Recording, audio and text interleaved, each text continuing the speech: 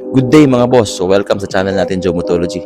For this content is i-repair natin ang RE Bajads natin. Kasi ang nangyari kasi is kinain ng kalawang yung summer part ng tuktok natin sa may bandang likod at saka harapan din. So pipinturahan natin siya. Mamaya i-reveal natin kung anong klaseng pintura yung gagamitin natin para hindi na kumalat yung kalawang. So simpleng apply lang ng brush tapos yun lang. So wala nang paligoy-ligoy pa. Roll intro.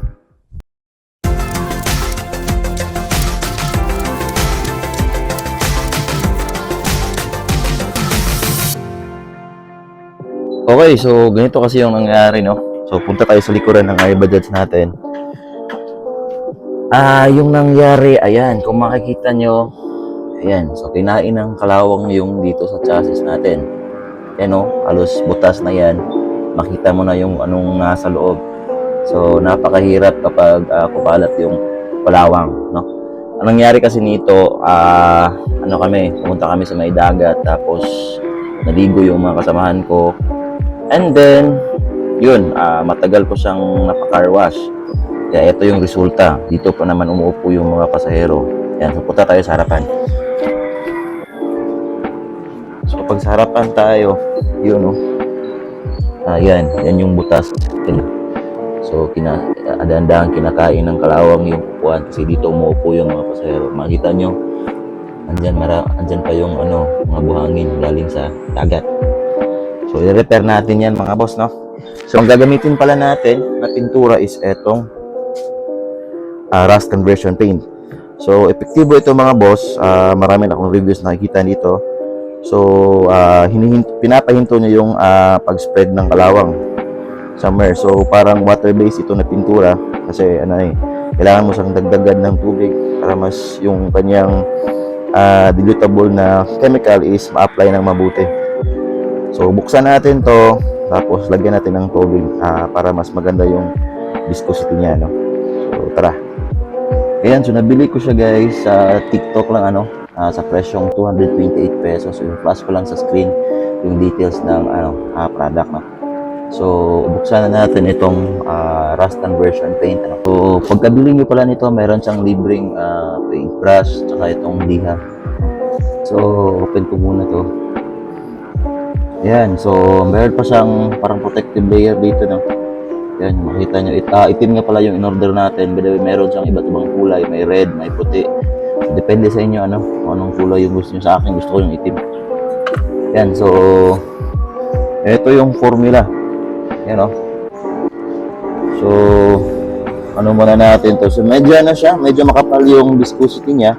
So ang gagawin natin is haluan natin siya ng tubig para mas maganda yung kanyang timplada ng pintura. So konti lang, tansahin nyo lang para yan, haluin nyo lang ng mabuti, By the way, so nakikita ko sa mga videos mga boss, madali siyang matuyo. So napakaganda nito. So unahin naman natin dito itong part na to saan inupuan ng mga pasahero natin para mas mabilis siyang mag-dry. By the way, linisan nyo nga pala muna yung yung lugar na pagpipinturahan nyo kasi para smooth yung pag-apply natin. So plano ko kasi lagyan ng pintura ito lahat dito sa part na to. So make sure na walang basa para walang takot agad yung pintura pag apply tayo ng paint. So case ko okay na to, goods na to. Pwede na natin simulan yung pagpipintura. So grabe, ang cute naman ng dito, ang cute ng paintbrush. Simulan natin. Yan. So siya, no? Parang primer na siya.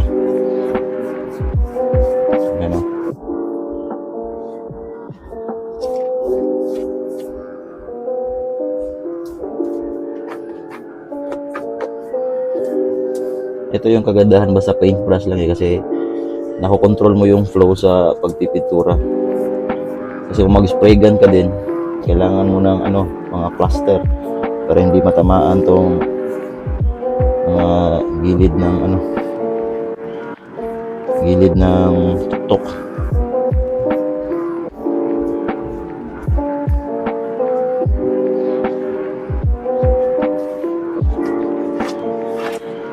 Yan, so bibilisan ko lang, no, hanggang sa mapuno natin ng pintura tong dito sa ano natin, tuktok natin.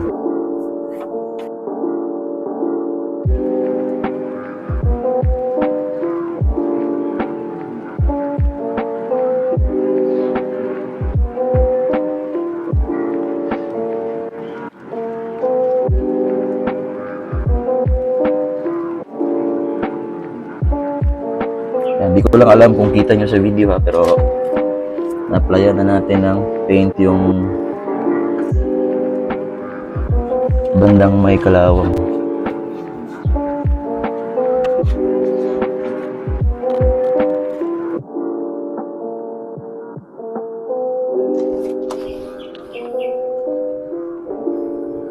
Try natin ito dito sa ano, sa tambucho. Kung kaya ba niyang i-hold, kasi dito na part is mainit to eh. Usually nalulusaw yung mga pintura na may paint dito kasi sobrang init.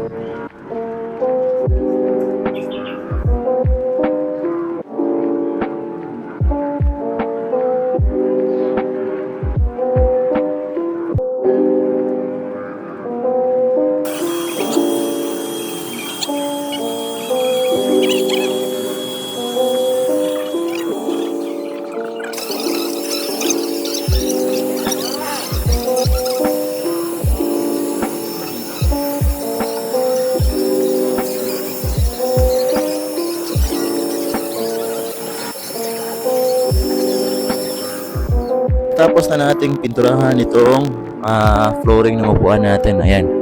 So, maganda naman yung ano niya, resulta niya. Yan yung mismong ano, may kalawang makapal. So, tinabunan na natin ng pintura. Dito naman sa likod. Ayan. So, dinamay na natin yung mga chassis din para isang ano na lang, isang bagsak na lang, no. Ayan. So, pininturahan natin yan lahat para sure ball na hindi na kumapit yung kalawang. Yan. So, ganyan lang. Bili na kayo guys dun sa ano natin, anti-rust protection para mas maprotektahan yung mga chassis natin from kalawang. So, kita-kits sa susunod na content natin. Ride safe.